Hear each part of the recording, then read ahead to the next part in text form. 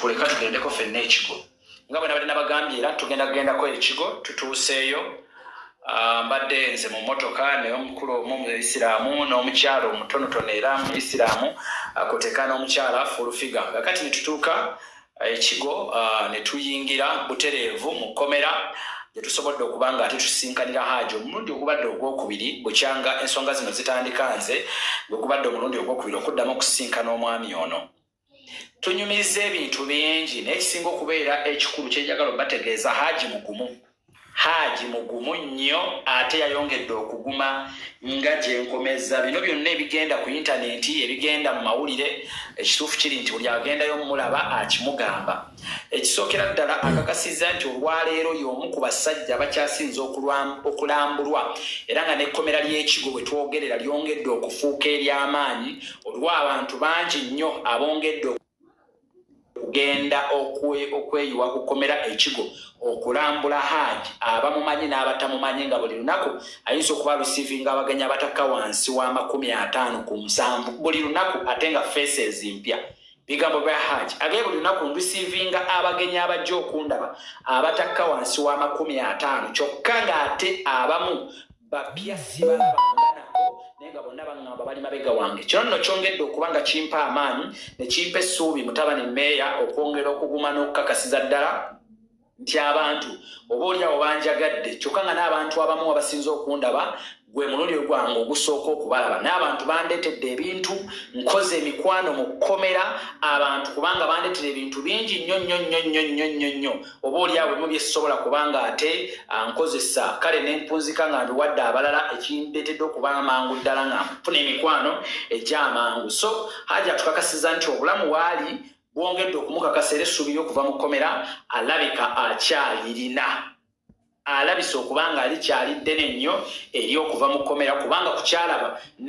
n'ekibamugamba ekiri wabweru kyongedde okumukakasa mbadde mu tishaati yange ennyini eno gyolaba ku tishaati ekikanga kino era ne fulufiga naye gyabadde ayambadde ate ekyo kyongedde okumukuba ewala ayongeredde ddala ekintu okumutiisa n'okumukuba ewala ne tumugamba nno kyoba omanya eno wabweru wafuuse edda sereebu eri abaana abali ku kyeyo eri abaana abali eno bonna bakuyaayaanira beetaaga okuba nga kugaba buli omu essaala gy'aliko gyakusabira ekyamazima ddene nnyo essaala bali mu kusabira y'amaanyi kale no musajja wattu bambi kimusanyudde nnyo era n'asaba naga katonda wange talina kyayinza kubasanya talina kyayinza kubasasula naye munda mu ye asaba katonda oyo atuula ebutonda okwongera okuba nga abakolera wazzi wattu kyembadde saategedde bwe tugendedde mu kkomera nti ate ne godfather abaddeyo godfather naye mumanyi wano tiktoka w'amaanyi abaddeyo newankubadde nga ffe tetuwamulabye era tutegedde luvannyuma nnyo nti ate omukulu ono naye abadde yazze okulaba ku hajji naye nga gwe mulundi gwe ogusookedde ddala okulaba ku mwami oyo okusinziira ku godfather byatugambye atugambye naye gwe gubadde omulundi ogusookedde ddala okutunula face ku face ne hajji ono wabula leero bukyanga amawulire gawona gabadde afuna naye kimukutteko nnyo n'agamba nti mubutuufu njagala kubanga ate ntuuka mu kkomera omwo bambi nange ndabe ku muntu oyo oba oli awo tulabe ensonga nga bwe zirina okuba nga zitambula hajji mu mbeera gy'abaddemu nkugamba nkugambye nti ebadde bwetyo naye nga munda mu ye mugumu nnyo era alina essuubi tyakadde konna bwe kataligirya lwaki bino tubyogera oba tukigezako byogera nti sayidi y'omuwaabi omu yo tugiraba era amawulire egenda egagaba buli muntu emuwa platform nti ne bwoba oyagala osobola okugenda naye kakati hajji ye omuwawaabirwa bambi ye talina platform so ffe abagendayo okulambula ffe tuvayo ne tubagamba nti omusajja kyali kubanga tekimenya amateeka okugamba nti omusibe tugezeyo ne tumulaba era ali bwati ne bwati n'embeera gyalimu so mu kaseera kano hajji bwe bulamu bwalimu wabula olwaleero ensonga endala esinza okuntwalayo ekibuuzo ekibadde kisinga okuba nga kintabulira ddala omutwe ekimu ku kibuuzo ekibadde kyongerera ddala okuntabulira ddala omutwe ennyo kibadde kya musaayi era abasinga bangi badde mu mbuuza nti naye abaffe hajji kiki ekituufu ekiriwo omusaayi baakukebera dna nezimakinga okusinziira ku hajji atunye binatugamba nti omulundi ogwasooka ddala bwe baali baagala okumugjako dna zino okulabika nga bamakinga omukyala yakuba omulanga kiddamu nti omukyala yakuba omulanga neyesa nsonga lwaki tukako eyokwagala okwekereza annyonnyola kimu mumanyi baali bakwatiddeko omwana obulumi bweni nti n'atondawo embeera yonna ey'ennaku ennyo ekaaba nga bumanyi bwakaaba ekireetedde abantu abamu semenzi okukakasiza ddala abazima akinga n'ez'omukyala omukyala ateekawo embeera era buli lwebagezaako okukyogerako ti omukyala ateekawo embeera eyeebuzaabuza nekimuleetera okuba nga musajja wattu ye talina bakakasiza ddala naye ye Hajji kyasinze okwesibako agamba ne bwabaawo eddwaliro lyonna ne wabaawo tekinologi yenna asoboka okuba nga aggyibwako omusaayi asinga n'okukyagala Hajji agamba nze nsinga n'okukyagala kubanga ekyo kimubuuziza emirundi egiwera ne mugamba Hajji nagamba ekyo kyolaba nze nsinga okukyagala okulabika nga banzijjako endaga butonde ne bwe liba kugenda mu Amerika oba kuteekamu ssente nsobola okuziteekamu oba abantu bano basobola okuziteekamu anabashuwa ne wana abantu basobola okuzisonda ssente bwe kibanga ddala Hajji kyayimiriddeko ge mazima agamba nze nsinga okukyagala nti ekyo nakyo kiggwe kubanga nkimanyi bulungi ekikyansibye oba oliawo zendaga butonde eziyinza okuba nga zikyagaanya okubanga oba oliawo zinzigibwako oba nga tumaliriza ensonga zino kakati agamba ne bwe kinaaba ddwaliro nga liruddawa yonna nja kusobola okuba nga ntuukayo okusobola okukonfaminga wabula singa kijja era Hajji agamba bantu mwe mu nnyambe guno omusango tegukoma wano tekintu singa kijja ng'omusango guno tegumukwatako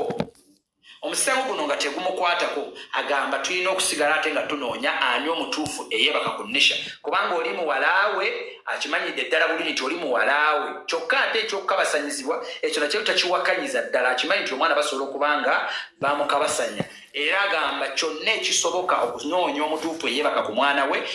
kirina okukolebwa as soon as possible singa Katonda n'aba amwejjeereza ne kizuulibwa nti ye ensonga zino oba omusango guno taguliimu omuntu yenna ali emabega wa bino byonna alina okunoonyerezebwako era n'akwatibwa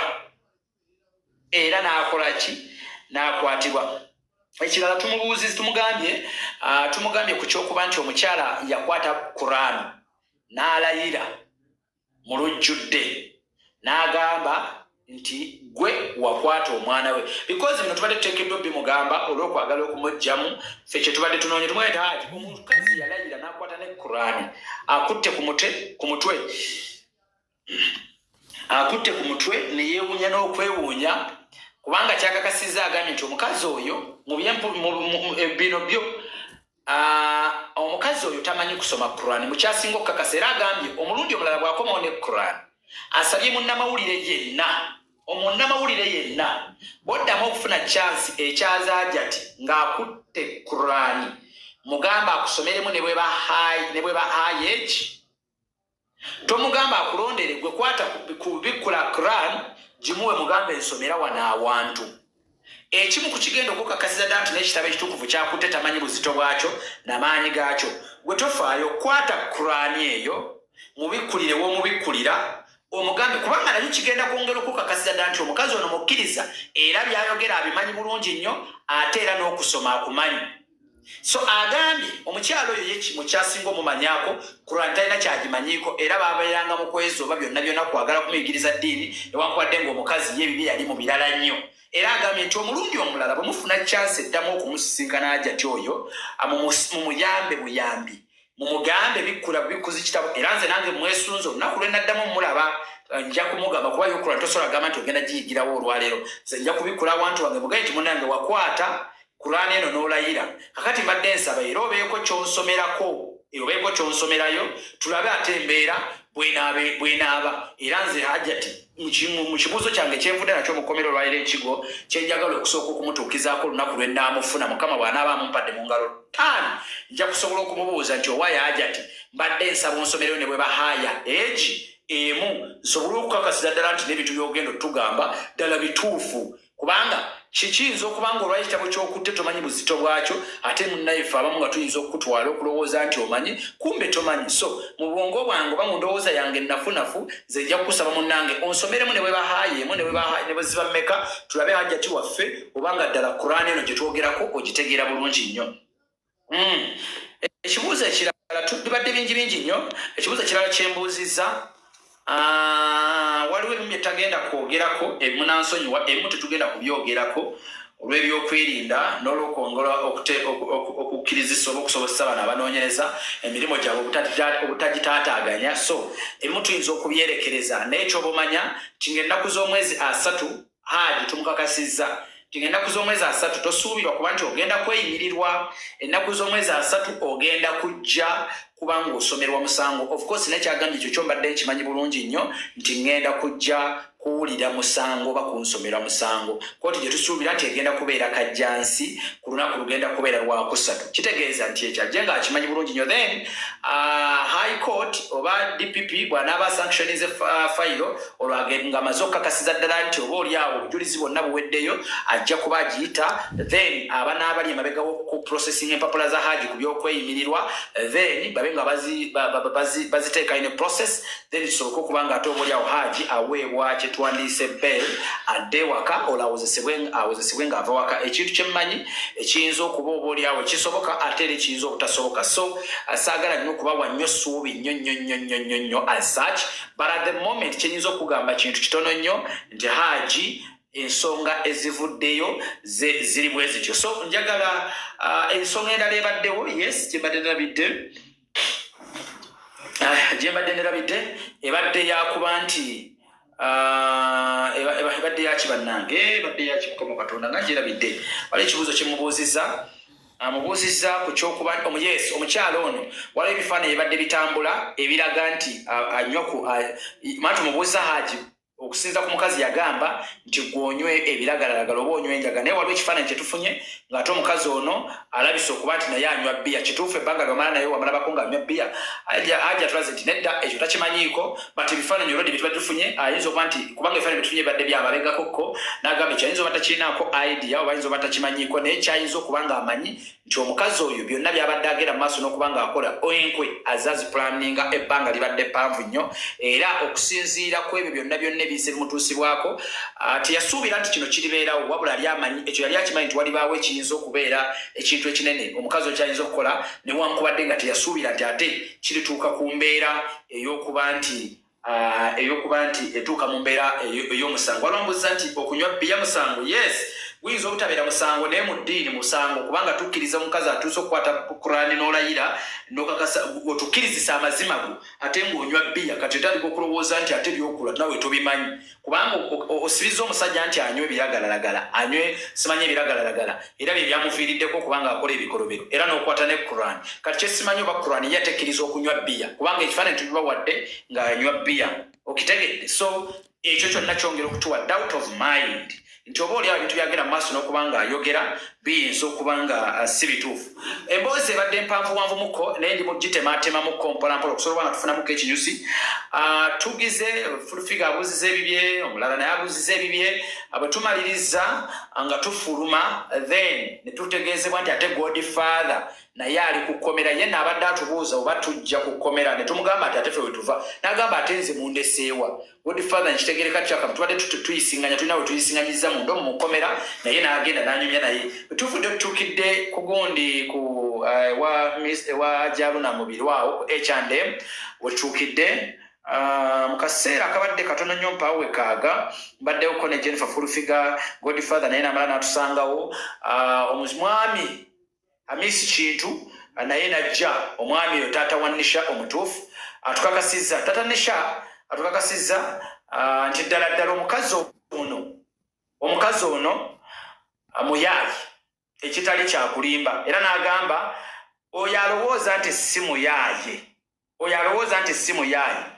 linda bino bimale okuggwa lwojja okutegeera nti omukazi muyaayi. Tubamubuuziza ku nsonga y'ebyapa etuuseewa kyetukakasizza nti poliisi esamoninze mwami Kawalya agambibwa okuba nti yalina ebyapa ku lunaku olwokuna ajje atuuke ku poliisi alabe yeewozeeko then bwe kiba nga kyakulilizinga byapa bya musajja abireleasinga by the moment waliwo essuubi erikakasiddwa nti omusajja agenda kuba afuna ebyapa bye kubanga mu bino ebyapa ebigambibwa nti Hajjati yagenda nabyo mwalimu ebyapa by'omutuuze w'oku kitundu. Omutuuze w'okukitundu oyo namukadde yali myaka ng'ekyenda mu emeka batabani be kigambibwa nti oba bakomyewo okujja okununula oba okulaba ku nsonga zino we zituuse ez'ekyapa ekyamubbibwako namukadde ono. Famire nayo yasitukiddemu yavudde emitala w'amayanja era yatuuse mu ggwanga Uganda ng'ensonga egireese yeyokulabika bwe bawulidde nti amawulire g'okufuna ebyapa omuntu eyabifuna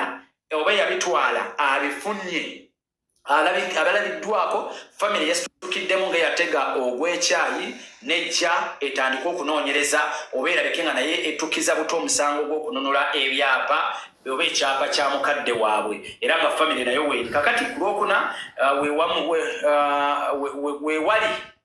weewali okulya n'okukomba essuwaani ku lunaku olwokuna era nga waliwo ekirowoozebwa nti oba oli awo omusajja ono lwanagenda maaso n'okuba nga akwasibwa ebyapa bye mu butongole Daddy Nisha. Daddy Nisha akyogera luno nti kituufu omwana we kyetegeddera ku Daddy Nisha tugambye nti omwana we bamuggyako nga wa myaka 3.5 era n'empapula za FIDA azirina zibagenderako ko mu kwewozaako ng'ayagala bamuwa abaana be wabula omukazi n'alemerako era abaana n'abamuggyako ebbanga ddene nnyo n'okutuusa olwayo nti Nisha tamanyi na kitaawe bw'afaanana naye si kuba nti taata yali tafaayo wabula kubanga yagezaako okulwanira n'atuuka n'okutuuka mu FIDA n'empapula azirina omusajja azitulazeeko empapula za FIDA ezikakasa nti ddala na Lwona n'enjayaana nnyo kyonna ekisoboka okulabika nga nfuna access ku baana bange wabula n'ezigibwako ku mukazi oyo mu mbeera yonna egezaako kubanga annemesa oba okundabisa obubi eri public mu kaseera kano. Omwana bamumuggyako wa myaka 3.5 era abaana be bonna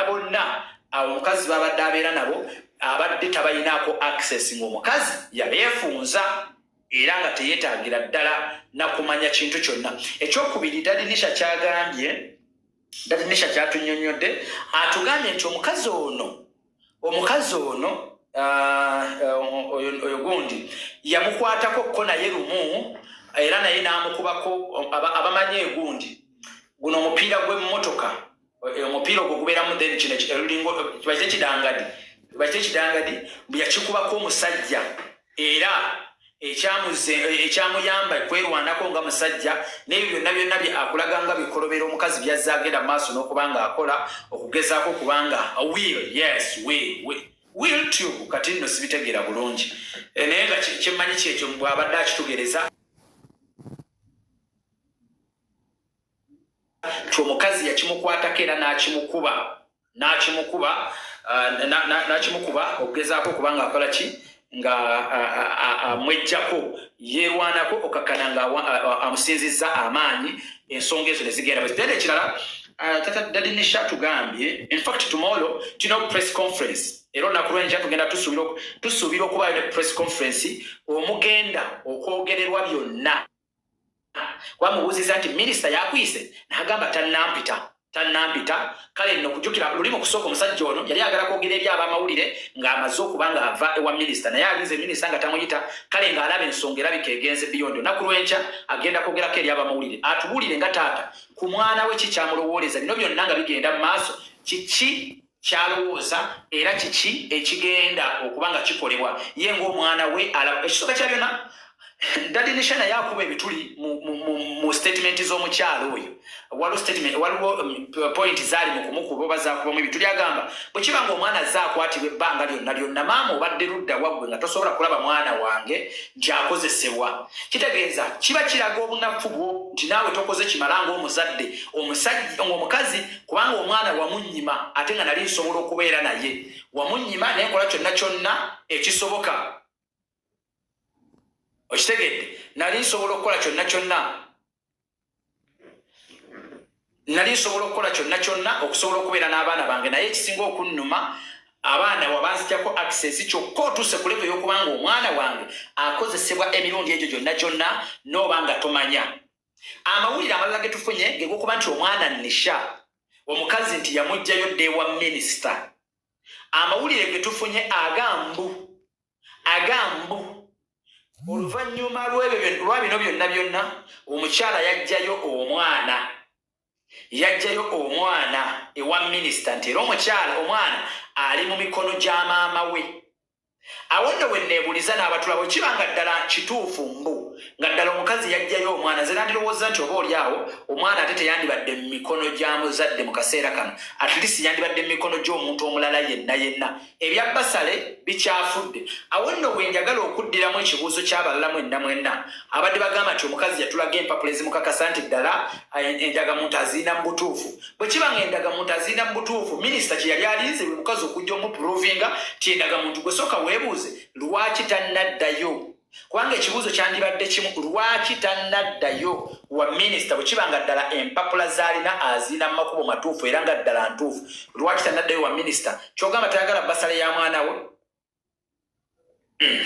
Ensonga endala gye tutegedde olwaleero kuba tufunye ne ku bifaananyi by'omwami agambibwa okubeera kazibwe. Kazibwe ono abaali bamu awulikika nnyo mu musango guno era ng'ayogerwako nnyo nga yeetoololwako nnyo ensonga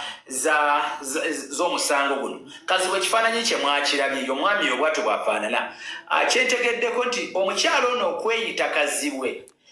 nti eno enkola abadde ajja agikozesa ebbanga ddene abakazi baakwana nti bwe baba balina abaana kyasooka okugamba nti ye mutuuze wa Amerika. Binga okuba nti mutuuze wa Amerika kikyakola akuteekako erinnya lyo akukwana okukulowooza nti agenda kutwala mu nsi ya Amerika, but nga the only possible ways zonna ze z'okuba nti weeteekako amannya ge asobole okuba nga eri tekimukaluubiriza bw'aba akusalirayo empapula aba akutwala eida nga mukazi we oba nga mwana we. Kati omusajja ono omukyalo ono okwetuuma Nakisuyi Zuula kaziwe bw'abaddewo olukwesikwesi oba olwali lupangiddwa ng'omukazi ono ayagala kudduka kugenda mu Amerika.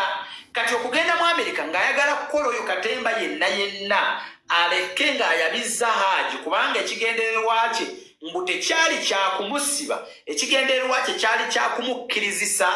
amuggyeko ebyobugagga bye byonna. Kati ye adduke agende mu Amerika kubanga yali atidde nti nsobola okumuggyako ebyobugagga bye omusajja oluusi n'ankola ekikyamu. Kati okutandika okuposesinga empapula zonna kyova olaba nti hajji bwe twali tunyumyako omulundi gwe guli ogwasooka yatugamba nti endagamuntu eri mu mannya ga Nakisuyi Zuula kaziwe ye yasooka okugiraba era naawa omukazi ono nsalessale akyuse amannya ge ng'obudde bukyali, kuba yamubuuza amannya ago kijja kityo okubanga oli wano wange kazibwe yaani ewammwe kazibwe yaliwa. Akalala kenderabidde bagamba